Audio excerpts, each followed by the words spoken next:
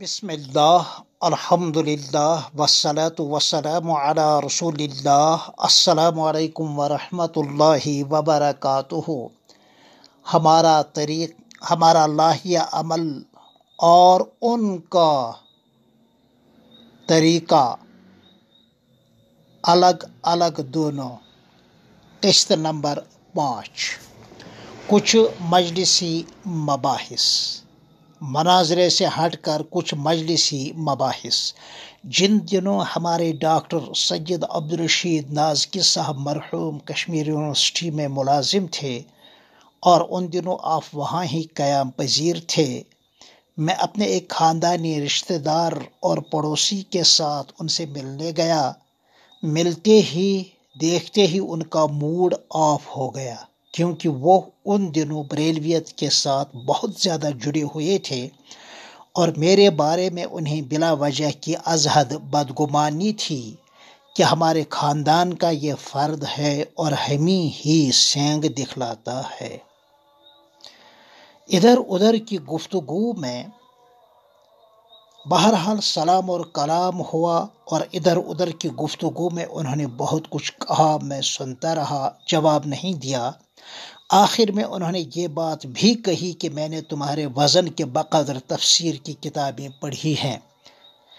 پھر فرمایا، دیکھیے اعلیٰ حضرت نے وَوَجَدَكَ ضَالًّا فَهَدَىٰ کا کیسا عاشقانہ اور محققانہ ترجمہ کیا ہے، اور تمہارے تھانوی جی نے کیسا ترجمہ کیا ہے۔ اس پر میں بول پڑا، کیونکہ اب تو صبر کا پیمانہ چھلکنے لگا۔ میں نے عرض کیا کہ حضرت مان لیں اعلیٰ حضرت کا یہ ترجمہ بالفرض 100% صحیح ہو تو سورہ نجم میں ما ضل صاحبکم وما غویٰ کا جو ترجمہ کیا ہے، پھر وہ ترجمہ بالکل غلط ہوگا۔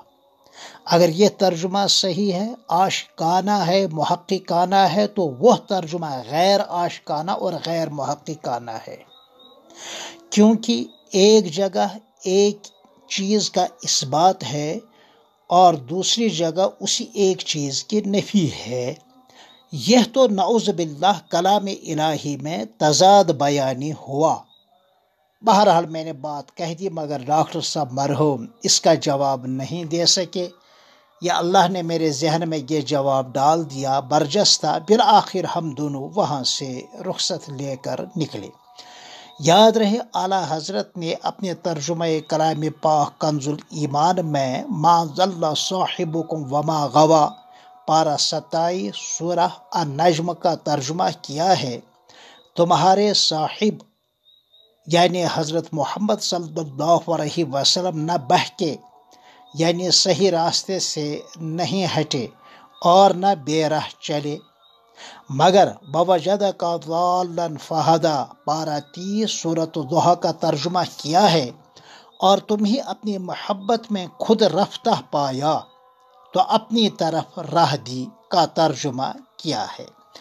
اس طرح محبت میں خود رفتہ پانے کا ترجمہ ایک جگہ کیا ہے اور دوسری جگہ اسی کی نفی، یعنی محبت میں خود رفتہ نہ پانا بلکہ نہ بہکنے سے ترجمہ کرنا۔ یہ ایک اگر صحیح ہے تو دوسرا غلط ہے، اور اگر ایک غلط ہے تو دوسرا صحیح ہے۔ برخلاف حضرت تھانوی نے کیا خوب ترجمہ کیا ہے، یہ تمہارے ہمہ وقت ساتھ اور سامنے رہنے والے پیغمبر نہ راہ حق سے بھٹکے اور نہ غلط راستے پر ہو لیے، بلکہ آپ نبی برحق ہیں۔ کیا معنی خیز اور بہترین ترجمہ ہے۔ اس طرح اعلیٰ حضرت اور حضرت تھانوی کا ترجمہ سورہ نجم کی آیہ کریمہ کا مفہوم کے اعتبار سے تقریباً ایک ہی ہے، مگر سورہ والضحیٰ کی آیہ کریمہ کا ترجمہ دیکھیے کہ اعلیٰ حضرت کے ترجمے کو ہمارے ڈاکٹر صاحب مرحوم نے عاشقانہ و محققانہ ترجمہ بتا دیا، حالانکہ خالص خانہ ساز ترجمہ ہے، اور حضرت تھانوی رحمہ اللہ کے ترجمے کو انہوں نے صحیح نہیں بتایا، حالانکہ حضرت تھانوی رحمہ اللہ نے وہی ترجمہ کیا ہے جو اسلاف سے منقول ہے۔ ترجمہ کیا ہے اور اللہ تعالیٰ نے آپ کو شریعت سے بے خبر پایا سو آپ کو شریعت کا راستہ بتایا۔ اس پر بہت ساری آیتیں اور احادیث شریفہ شاہد عدل ہیں۔ مثلا کلام پاک میں اللہ کا ارشاد الرحمن علم القرآن، رحمان ہے جس نے پیارے نبی کو قرآن سکھلایا۔ وَعَلَّمَكَ مَا لَمْ تَكُنْ تَعْلَمْ، اور اللہ نے سکھلا دیا اے میرے پیارے نبی وہ جو آپ نہیں جانتے تھے۔ علمہ شدید القویٰ، سکھلایا ان کو انتہائی قوت والے، انتہائی طاقت والے یعنی فرشتے جبرائیل امین نے۔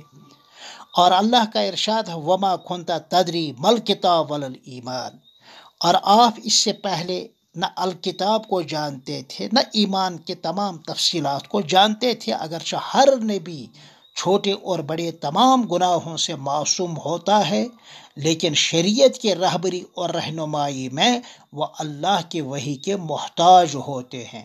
چونکہ دنیا میں نبی کا کوئی پیر و مرشد، نبی کا کوئی استاد اور مربی نہیں ہوتا ہے، صرف اللہ ہی ہوتے ہیں۔ تو وما كنت تدری ما الکتاب ولا الایمان، شریعت کے احکامات کو آپ نہیں جانتے تھے، اللہ نے آپ کو وحی کی روشنی میں سب کچھ بتلا دیا، اور اتنا بتلا دیا کہ تمام مخلوقات کا علم آپ کے دریائے علم کے مقابلے میں ایک قطرے کے برابر بھی نہیں ہے۔ جیسی آیات کریمہ تو اسی ترجمے کی تائید کرتی ہیں۔ نیز مشہور حدیث اوتیت علم الاولین والآخرین، جیسی حدیث اسی کی طرف اشارہ کرتی ہے کہ مجھے اولین اور آخرین کا سارا علم عطا کیا گیا۔ تو حضور صلی اللہ علیہ وسلم جس طرح کمالات میں بے مثال ہیں، اسی طرح علم میں بھی ساری مخلوق میں حضور صلی اللہ علیہ وسلم کے برابر کوئی نہیں ہو سکتا۔ اور عارف شیرازی رحمہ اللہ نے اس شعر میں یہی حقیقت بتلا دی ہے، یتیمے کی نا کردہ قرآن درست، کتب خانہ چند ملت بشست۔ حاصل یہ ہے کہ پیارے نبی صلی اللہ علیہ وسلم کی تعلیم و تربیت، اسی طرح ہر نبی اور رسول برحق کی تعلیم و تربیت وحی کی روشنی میں ہوتی تھی، اور تائید اور تقویت معجزات کی صورت میں آپ کو دی گئی۔ اس طرح تعلیم نبوت بصورت وحی الہی اور تائید نبوت بصورت معجزات، جیسا کہ علم الکلام کی اساسی کتاب شرح عقائد میں مذکور ہے۔ یاد رہے ہمارے ناز کی خاندان کے یہ چشم و چراغ ڈاکٹر عبدالرشید ناز کی بالآخر مسلک حق، مسلک دیوبند کے ساتھ آخری لمحات تک جڑے رہے۔ دلائل یہ ہیں، میں عرض کروں کہ خاندانی نسبت کام کر گئی اور آپ ہدایت پا گئے، الحمدللہ۔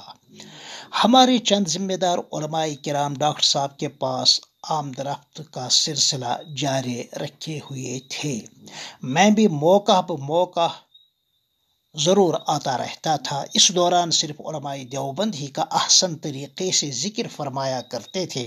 چنانچہ مجھ سے 2 مرتبہ کہا کہ اگر میں حضرت تھانوی رحمہ اللہ کے مسائل سلوک جو بیان القرآن کے حاشیے پر ہے، عربی میں پھر اردو میں بھی ہے، آپ کے ملفوظات تھانوی صاحب کے اور آپ کی کتاب تھانوی صاحب کی التکشف عن مہمات التصوف جیسی کتابوں کا مطالعہ نہ کرتا، یہ ڈاکٹر صاحب فرماتے ہیں، تو میں فن تصوف پر ڈاکٹریٹ کی ڈگری حاصل نہ کرتا۔ صحیح ہے، حق تو وہ ہے جو سر چڑھ کر بولے۔ آپ کا دارالعلوم رحیمیہ بانڈی پورہ آنا جانا رہتا تھا۔ بعض علمی مضامین کے حوالے سے ہمارے علماء حضرات سے مدد لیتے تھے۔ بہرحال اچھی محفل رہتی تھی، اور بریلویت کا یا اس کے بانی کا دور دور تک آپ کوئی تذکرہ نہیں کرتے تھے۔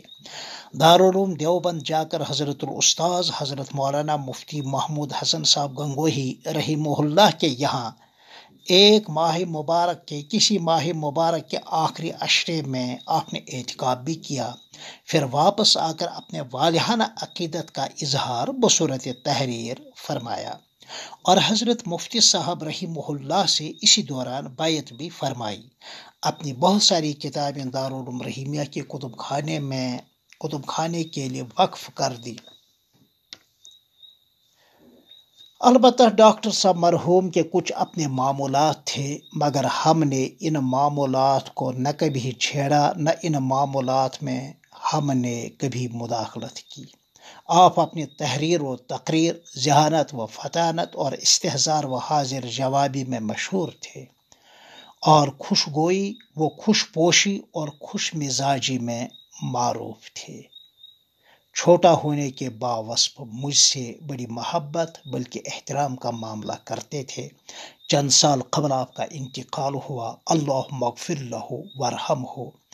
ہم سب جنازے میں شریک تھے اور ہم ہی لوگوں کو نماز جنازہ پڑھانے کی وصیت بھی کی تھی۔